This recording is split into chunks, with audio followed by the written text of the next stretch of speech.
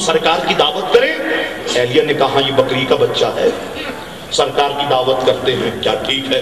حضرت جابر نے یہاں جانور ذبح کر دیا اور سارا کام اپنی اہلیہ کے حوالے کیا، آ گئے حضور کے پاس۔ یا رسول اللہ صلی اللہ علیہ وسلم، کان کے قریب آئے، گوشت مبارک کرتے، یا رسول اللہ صلی اللہ علیہ وسلم، آج میں نے اور میری اہلیہ نے آپ کی دعوت کی ہے، اپنے ساتھ 5-10 آدمیوں کو لے آئیے گا، 5-10 غلاموں کو۔ حضرت جابر فرماتے میں حضور کے کانوں سے دور ہوا، جتنے غلام بیٹھے تھے حضور نے سب میں اعلان کر دیا، چلو غلاموں، آج ہم سب کی دعوت جابر کے گھر پہ ہے۔ اب عجیب و غریب کیفیت پیدا ہو، جن لوگوں نے مجھے بلائی یہ کہیں شاہ صاحب ابھی جلسے کے بعد جو ہے وہ آپ کی دعوت ہے، میں کہوں چلو جتنے بیٹھے ہو سب آؤ، فاروق صاحب نے سب کی دعوت کی ہے، یہ پریشان ہو جائیں گے، میں سب کو کھلا نہیں سکوں گا۔ حضور نے جابر کو بلایا، فرمایا جابر کیوں پریشان؟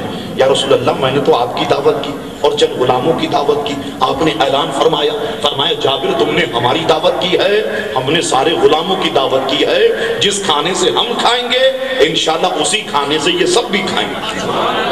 جب گھر جاؤ نا تو اہلیہ کو کہہ دینا آٹا گوندھ لے، روٹیاں اس وقت تک نہیں پکائے جب تک کہ میں نہ آؤں، سالن میں دیگچی پہ سالن چڑھا دے، ڈھکن کو اس وقت تک نہ ہٹائے جب تک کہ میں نہ آؤں۔ ٹھیک ہے یا رسول اللہ صلی اللہ علیہ وسلم۔ اب حضور حضرت جابر یہاں سے رخصت ہوئے اور وہ ساری بات اپنی اہلیہ سے کہی۔ اللہ اکبر۔ اب حضرت جابر فرماتے پیارے آقا تشریف لائے۔ جابر سالن کی دیگچی کہاں ہے؟ حضور یہ پتیلی پہ سے ڈھکن تو نہیں اٹھایا؟ نہیں اٹھایا۔ میرے آقا آگے بڑھے، اپنا لعاب دہن نکالا، سالن والی دیگچی میں ڈال دیا۔ جابر آٹا گوندا ہوا، حضور یہ لعاب دہن نکالا، آٹے میں ملا دیا۔ 10 صحابہ کرام کو بلاؤ، کھانا کھلا کے رخصت کرو، ایک اور خاتون کو لے آؤ کہ جو روٹیاں پکا۔ حضرت جابر فرماتے 10 غلام آئے، کھانا کھاتے رخصت ہوتے، سب غلاموں نے کھانا کھایا، میں نے کھانا کھایا، میری بیوی نے کھانا کھایا، میرے بچوں نے کھانا کھایا، واللہ سالن کی دیگچی میں سے نہ کوئی بوٹی کم ہوئی نہ آٹے میں سے کوئی ذرہ کم ہوا۔ اب وہ لوگ جو یہ کہتے ہیں ہم حضور کی طرح ہیں، میں کہتا ہوں ٹھیک ہے، جب بیگم سالن پکا رہی ہو تھوڑا سا تھوک نکال کے سالن کی دیگچی میں ڈال دینا، انشاءاللہ اتنے گردے بیلن پڑیں گے سارا نشہ ختم ہو جائے گا، سارا نشہ اتر جائے گا۔ اللہ اکبر۔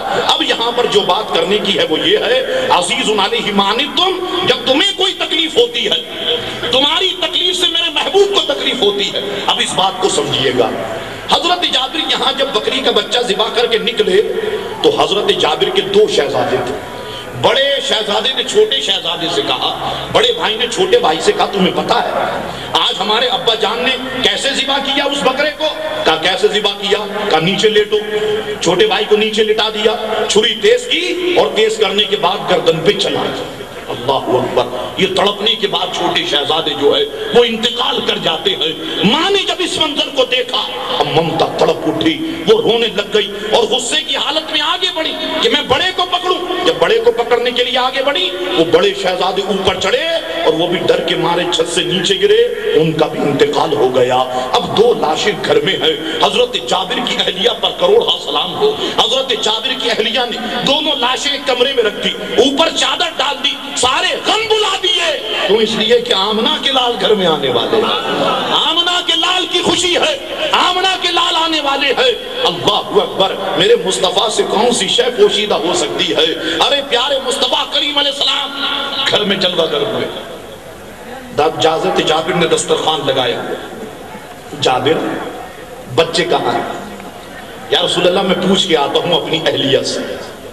گئے حضرت جابر، عزیز علیہ ما عنتم، جب تمہیں کوئی تکلیف ہوتی ہے، تمہاری تکلیف سے میرے محبوب کو تکلیف ہوتی ہے۔ گئے حضرت جابر، اہلیہ سے پوچھا بچے کہاں گئے؟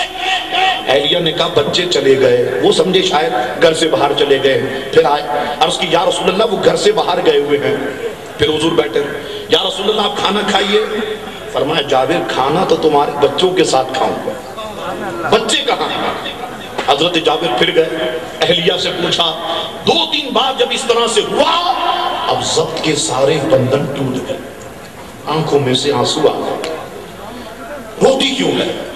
اے میرے خاوند، جب آپ نے بکری کا بچہ ذبح کیا تو اسی طریقے کا منظر ہو گیا، بڑے نے چھوٹے کو ذبح کر دیا، میں بڑے کو پکڑنے کے لیے آگے بڑھی، یہ بھی چھت سے جو ہے وہ نیچے آ گیا، وہ برابر والے کمرے میں حضرت جابر آئے روتی آنکھوں کے ساتھ، تمہارا مشقت میں پڑنا یہ ہمارے حبیب پر بڑا گرا۔ حضور نے فرمایا جابر کیا ہوا؟ یا رسول اللہ دونوں بچے انتقال کر گئے، ان کی لاشیں اس کمرے میں رکھی ہے۔ فرمایا جابر میں نے تجھ سے کہا کھانا کھاؤں گا تو دونوں کے ساتھ کھاؤں گا۔ حضور تشریف لائے، مجھے دکھاؤ لاشیں کہاں؟ لاشیں دکھائی۔ اے جابر یہ بتاؤ عیسیٰ کون تھے؟ اللہ کے نبی تھے۔ کیا کرتے تھے؟ مردوں کو زندہ کر دیا کرتے تھے، قم باذن اللہ کہہ کے مردوں کو زندہ کرتے تھے۔ میں کون ہوں؟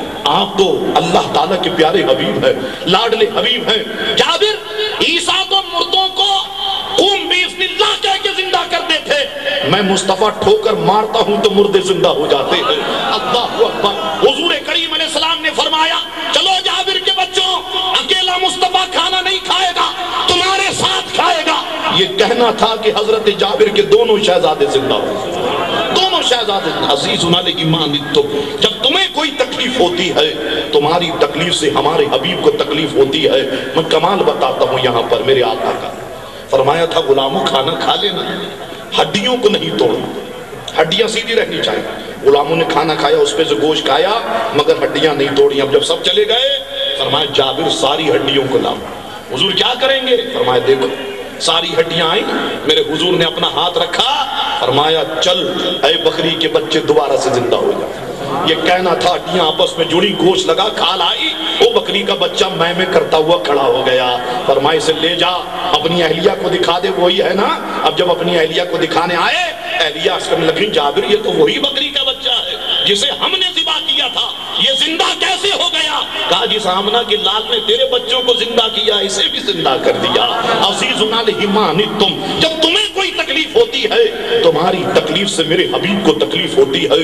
ارے اللہ اکبر، یہ تو غلاموں کو تکلیف ہو تو پیارے مصطفیٰ کو تکلیف ہو۔ میں آپ کو انتہائی حیرتناک بات بتاتا ہوں۔ کہتے ہیں کہ ایک پاکستانی عمرہ کرنے حج کیا، مدینہ شریف گئے، جہاں پہ رہتے تھے وہاں ایک بلی سے محبت ہو گئی۔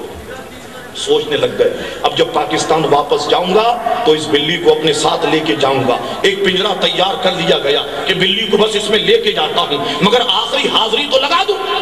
آخری حاضری دینے آ گئے مدینہ شریف، درود شریف پڑھتے رہے، سر کی آنکھیں بن گئی، ادھر دل کی آنکھیں کھل گئی۔ پیارے مصطفیٰ خواب میں آ گئے، فرمایا تیرا حج تجھے مبارک، تو خیریت کے ساتھ مدینے جا، مگر خبردار بلی کو نہیں لے جانا۔ یا رسول اللہ کیوں؟ حضور نے فرمایا ہر وقت میری بارگاہ میں آ کے شکایت کرتی ہے، یا رسول اللہ مجھے بچا لے مدینہ چھوٹ رہا ہے، یا رسول اللہ مجھے بچا لے مدینہ چھوٹ رہا ہے۔ عزیز علیہ ما عنتم، جب تمہیں کوئی تکلیف ہوتی ہے، تمہاری تکلیف سے میرے حبیب کو تکلیف ہوتی ہے۔ اب فرمایا گیا حریص علیکم، تمہاری بھلائی کے چاہنے والا۔ کوئی ماں باپ کا حریص ہوتا ہے، کوئی بیوی بچوں کا حریص ہوتا ہے، کوئی دولت کا حریص ہوتا ہے، کوئی ہیرے جواہرات کا حریص ہوتا ہے، مگر حضور حریص ہیں تو ہم غلاموں کے حریص ہیں۔